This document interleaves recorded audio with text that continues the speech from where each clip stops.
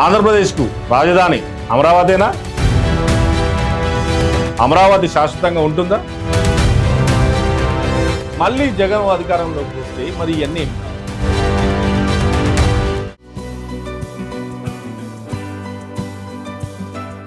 నమస్తే, మీరు చూస్తుంది యువతరంగం, ఇది సమాజాంతరంగం. నేను మీ సిద్ధుగౌడ్. దేశమన్నా రాష్ట్రమన్నా దానికి ఒక రాజధాని ఉండాలి. ఆ రాజధాని గురించి మాట్లాడాలంటే ఆంధ్రప్రదేశ్.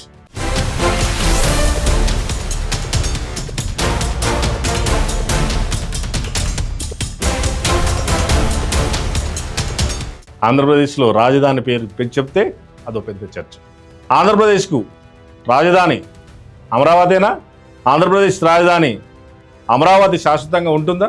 చంద్రబాబుకు రాజధాని అమరావతి ఇష్టం, జగన్కు 3 రాజధానులు. చంద్రబాబు ఒక టర్మ్లో అమరావతి రాజధానిగా ప్రకటిస్తే అది శాశ్వతంగా నిలిచిందా?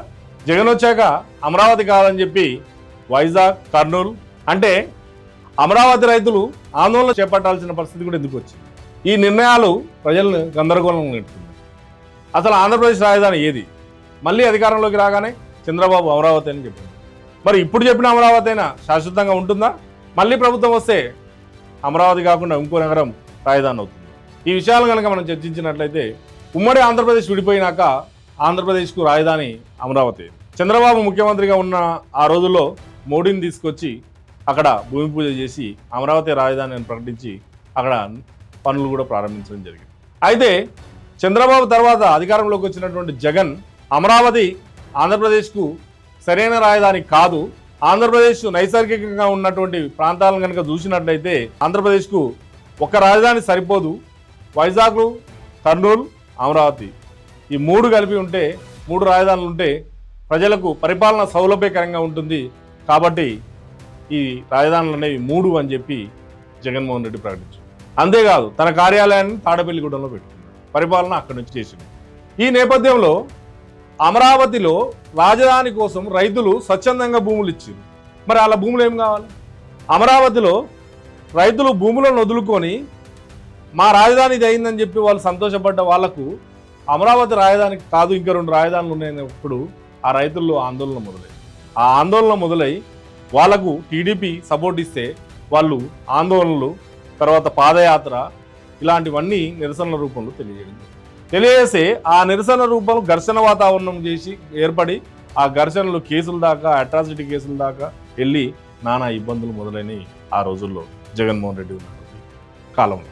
మరి జగన్మోహన్ రెడ్డి తర్వాత 2024లో జరిగినటువంటి ఎన్నికల్లో మళ్ళీ చంద్రబాబు అధికారంలోకి రావడం జరిగింది. ఒక కూటమిగా ప్రభుత్వం ఏర్పాటు చేయడం జరిగింది. మళ్ళీ వచ్చి వైజాగ్, కర్నూలు కాదు రాజధాని అమరావతి, ఇక్కడ ఆంధ్రప్రదేశ్లో ఉన్న అన్ని జిల్లాలకు ఇదే సరైన ప్రాంతం, దూరం కూడా అన్నిటికీ అనుగుణంగా ఉంటుంది కాబట్టి అమరావతి అని చెప్పి చంద్రబాబు చెప్పడం జరిగింది. రైతులు ఎవరైతే భూములు ఇచ్చారో నిజానికి అమరావతికి 28,000 మంది రైతులు 34,000 ఎకరాలను రాజధాని కోసం అమరావతిలో ఇవ్వడం జరిగింది. ప్రభుత్వ భూమి మరొక 20,000 ఎకరాలు ఉంది. మొత్తం 54,000 ఎకరాలలో అక్కడ రాజధాని కోసం భూమిని కేటాయించడం జరిగింది. అలాంటి భూములో ప్రభుత్వ కార్యాలయాల భవనాలు, ప్రభుత్వానికి సంబంధించినటువంటి భవనాలు, సెక్రటేరియట్ కానివ్వండి, తర్వాత అక్కడ ఉన్న అసెంబ్లీ కానివ్వండి, ఇవన్నీ కట్టడాలు ప్రారంభించింది. మరి ఈరోజు ఇంత ఖర్చు పెట్టి అమరావతిలో ఆ రైతులు ఇచ్చినటువంటి భూముల్లో ఈ నిర్మాణాలు పూర్తి అయితే రేపు మళ్ళీ జగన్ అధికారంలోకి వస్తే మరి ఇవన్నీ ఏం కావాలి? నిజానికి జగన్ వైజాగ్లో కట్టినటువంటి ఒక బిల్డింగ్ ఏదైతే ఉందో ఆ బిల్డింగ్ రాజకీయ కోణంలో చూస్తే అది నిరూపకంగా, అంటే రేపు జగన్ వస్తే ఈ బిల్డింగ్లన్నీ కూడా నిరుపయోగంగా మారుతాయి.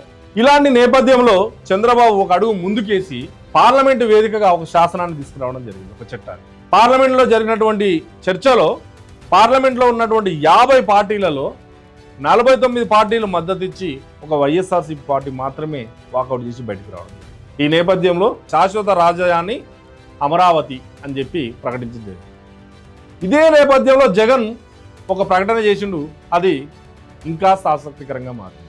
ఏమని అన్నానంటే గుంటూరు, విజయవాడ, మచిలీపట్నం ఈ 3ని కలిపి మావిగాన్, మచిలీపట్నం, విజయవాడ, గుంటూరు ఈ 3 ప్రాంతాలను కలిపి మావిగాన్ అనేటువంటి రాజధాని చేయాలని చెప్పి జగన్ ఒక కొత్త ప్రతిపాదన తెరపైకి తీసుకురావడం జరిగింది. ఈ నేపథ్యంలో సోషల్ మీడియాలో చాలా వైరల్ అయ్యి నిజంగా వైఎస్ఆర్సీపీ కొంచెం ఇబ్బందికరంగా పరిస్థితులను ఎదుర్కోవడం జరిగింది.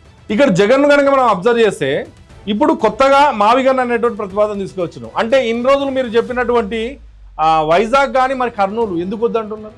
అంటే ఇలా వైజాగ్ కర్నూలు ప్రజలు జగన్ నమ్మినటువంటి ప్రజలు మరి మావిగాన్ అని చెప్పినప్పుడు వాళ్ళకి వ్యతిరేకత ఏర్పడదా? రాష్ట్రానికి 3 రాజధానులు ఉండాలని చెప్పేటువంటి ఒక ప్రకటనే నువ్వు చేసినటువంటి పాలనే కాస్త వివాదాస్పదంగా మారింది, గందరగోళంగా మారింది. దాన్ని రాజకీయ విమర్శలో భాగంగా చంద్రబాబు కానీ పవన్ కళ్యాణ్ కానీ జగన్ను పిచ్చి తుగ్గులకు అనడం.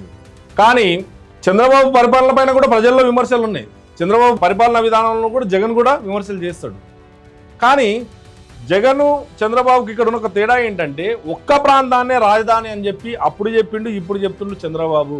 దీనివల్ల ప్రజల్లో గందరగోళం లేదు.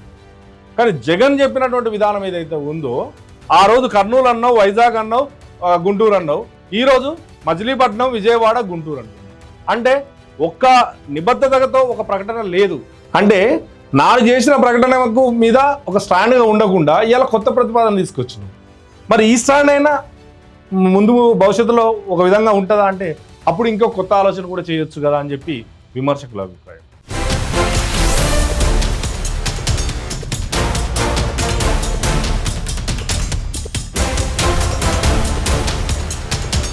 నిజంగా ఆలోచించాలంటే ఒక రాష్ట్రం ఉమ్మడి రాష్ట్రం నుంచి విడిపోయిన తర్వాత ఆ రాష్ట్రం అభివృద్ధి పదంలో ఉండాలన్నా, ఆ రాష్ట్రం ఒక నిర్మాణాత్మకంగా ముందుకు సాగాలన్నా ఒక స్టాండ్తో వెళ్ళాలి.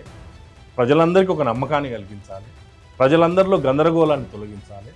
ప్రజలందరూ ఇదే మన రాజధాని అని చెప్పి దాన్ని అభివృద్ధి చేసుకున్న కంకణం కట్టుకొని అందరూ సమిష్టిగా పనిచేసే విధంగా ఉంటుంది. పార్టీలు మారొచ్చు, అధికారం మారొచ్చు. అధికారం మారినా వచ్చి వాళ్ళు ఆ ప్రాంతాన్ని అభివృద్ధి చేసి ఆ రాష్ట్రాన్ని అభివృద్ధి చేయడానికి ప్రయత్నం చేయాలి. పరిపాలనను ప్రజలకు సౌలభ్యకరంగా ఉండడానికి ప్రయత్నం చేయండి. కానీ రాజధాని అనే దాని విషయంలో గందరగోళం సృష్టించు. ఆ గందరగోళం ప్రజలకు ఇబ్బంది కలిగేలా ఉంటుంది. నిజానికి ఈ విషయంలో రాజధాని విషయంలో జగన్ ప్రకటనలు చాలామంది విమర్శలు చేస్తున్నారు. చంద్రబాబు చేసినటువంటి అమరావతి ప్రకటన ఏదైతుందో దానికి మద్దతు పెరుగుతుంది. కాబట్టి పాలన అనేది, పరిపాలన అనేది ప్రజలకు 10 కాలాలు గుర్తుండేలా ఉండాలి.